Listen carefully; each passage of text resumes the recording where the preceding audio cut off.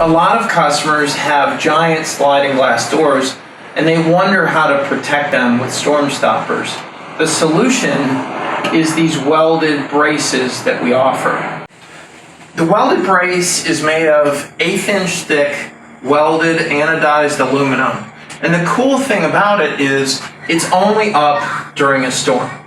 The welded brace fastens with the temporary fastener at the top and the bottom. So once the brace is up, the brace splits the window into 2 manageable sections.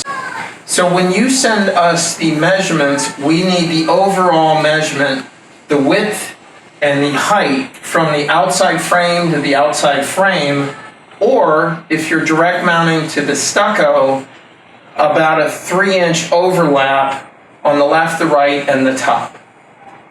So many customers are curious, will the 3M dual lock fasteners adhere to stucco? The answer is yes. It's a very strong adhesive. So for this sliding glass door, the fasteners at the bottom would adhere to this bottom threshold the whole width of the door.